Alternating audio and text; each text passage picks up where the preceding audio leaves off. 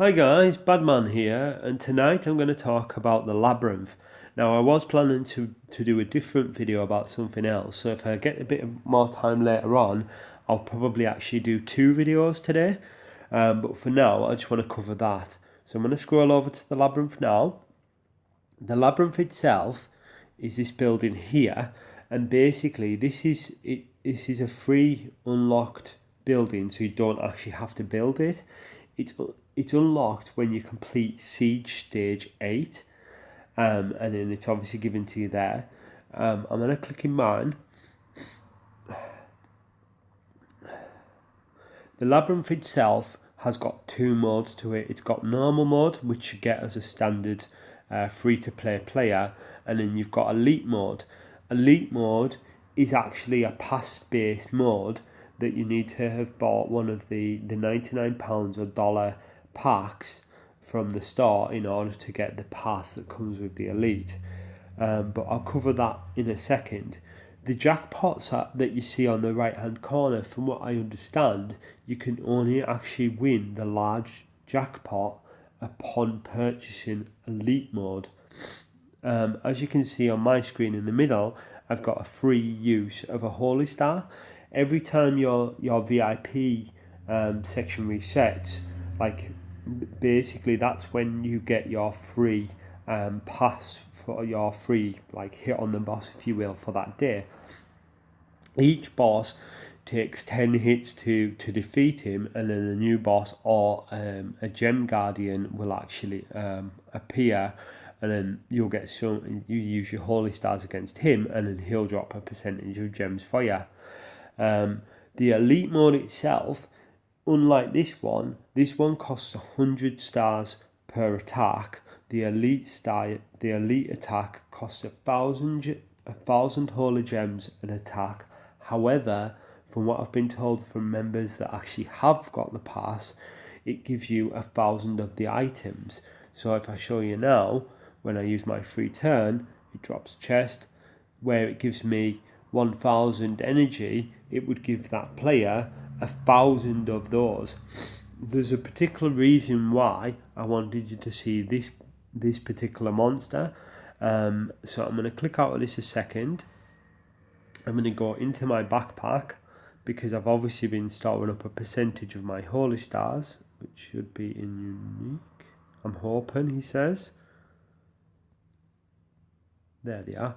So I'm going to use these, so like that, and then I'm going to go back into my labyrinth, and now as you can see in the top corner under like 4 days and stuff, I've actually got 2,200, so that works out about 22 hits on the monster now. Now when you start watching the drops, obviously he drops like a lot of common stuff that most of them drop, which is like wall repairs, stuff like that. But then there you see that eye and like the skull, that skull is actually off the Grim Reaper, so he actually drops more unique items, where most of the other labyrinth baddies, and there you go, there's some lightning, a lightning in bottle, and then an actual bloodsucker, which is part of the saber fang. Unlike the rest of the bosses in the labyrinth, he is the only one that drops things like lightnings in bottles, and actually drops some of the more unique items that you need for the armor. This is why I actually save up a lot of my holy stars for when he appears, because I then can get more unique items.